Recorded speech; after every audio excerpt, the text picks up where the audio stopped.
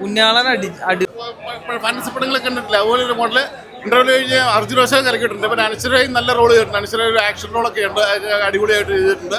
ഒരു one time watch family ആയിട്ട് കാണാൻ പറ്റിയൊരു പടം. ഫാമിലി ആയിട്ട് വന്നാൽ ചിരിക്കാനും എല്ലാം ഉണ്ട്. നല്ലൊരു സിനിമ കേട്ടോ, കുഴപ്പമില്ല. പടം അടിപൊളി, നല്ല സിനിമയാണ്. ഇപ്പോൾ മലയാളികൾ കുറേ കാലമായിട്ട് മിസ് ചെയ്തുകൊണ്ടിരുന്ന ഒരു ജോണറാണ് കോമഡി, അല്ലെങ്കിൽ ആ ഒരു ടൈപ്പ് ഓഫ് സസ്പെൻസും എല്ലാം കൂടെ മിസ്റ്ററിയും എല്ലാം ഉള്ളൊരു സിനിമയാണ്. നല്ല രസമായിട്ട് കാണാം. പണ്ടത്തെ ദിലീപേട്ടൻ സിനിമകൾ അല്ലെങ്കിൽ ഇപ്പോഴത്തെ ബേസിൽ ജോസഫ് സിനിമകളൊക്കെ കാണാൻ ആഗ്രഹിക്കുന്ന കുടുംബ പ്രേക്ഷകരൊക്കെ ഉണ്ടല്ലോ. ഫാമിലിയായിട്ട് വന്ന് ഒരുപോലെ ചിരിച്ച് ആസ്വദിക്കാൻ പറ്റുന്ന, എന്നാലും ഫണ്ണിന് വേണ്ടി ഉണ്ടാക്കിയ സിനിമയൊന്നുമല്ല. ഒരുപാട് ഫണ്ണുണ്ട്, അതൊക്കെ വർക്കൗട്ട് ആയിട്ടുണ്ട്. നന്നായിട്ട് വന്നിട്ടുണ്ട്. നല്ല രസമുണ്ട് കണ്ടിരിക്കാൻ.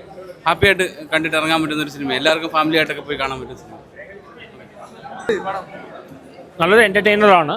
ഒപ്പം നല്ലൊരു മെസ്സേജ് ഉണ്ട്. മറ്റേ ഇപ്പോൾ അനശ്വരൻ്റെ ടൈമാണ് പറയാം. നല്ല രേഖാചിത്രം. ഇന്നിപ്പോൾ ഇതാ പുണ്യാളൻ, അർജുനാശ്വം തകർത്തുണ്ട്, ബാലു വർഗീസ, എല്ലാം കൊണ്ട് നല്ല പടം. എനിക്ക് ഇഷ്ടപ്പെട്ടു. നല്ല എൻ്റർടൈനറാണ്. ഫാമിലിക്കെല്ലാം കാണാൻ പറ്റുന്ന പടമാണ്. കോമഡി ത്രില്ലറാണ്. കോമഡി ഉണ്ട്, ത്രില്ലറാണ്. അർജുനാശ്വയുടെ പെർഫോമൻസ് ഉഗ്രനാണ്. അർജുനാശ്വയുടെ പെർഫോമൻസ്, ബാലു വർഗീസ, എല്ലാം കൊണ്ട് നല്ലൊരു അനശ്വരയുടെ തകർത്തുണ്ട്. ഇപ്പം ഇന്നലെ രേഖാചിത്രം, ഇന്ന് പുണ്യാളൻ, അനശ്വരയുടെ ടൈമാണിപ്പോൾ. എല്ലാം കൊണ്ട് എനിക്ക് ഇഷ്ടപ്പെട്ടു പോകണം. നല്ലൊരു ഫാമിലി എൻ്റർടൈനറാണ്. 5 4.5 കൊടുക്കാം. എനിക്ക് ഇഷ്ടപ്പെട്ടു.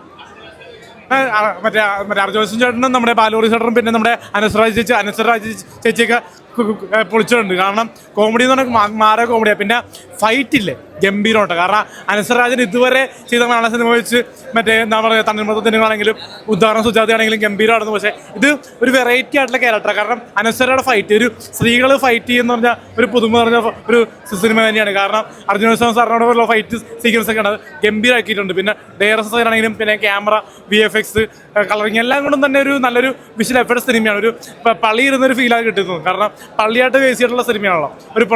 ഒരു പൊന്നിൻകുരിശായിട്ട് ബേസ് ചെയ്തിട്ടുള്ള സിനിമയാണ്. കാരണം റോമൻസ് വിഷയത്തിന് സ്റ്റാറിനെ പറ്റി പറയാം പെട്ടെന്ന് തീർക്കാം. കാരണം റോമൻസ് വിഷയത്തിന് ശേഷം നല്ലൊരു സിനിമ. പിന്നെ സ്റ്റാർ ഒരു 5 ഔട്ട് ഓഫ് 5 ഒരു 3 കൊടുക്കുക. പുണ്യാളൻ അടിപൊളിയാണ്.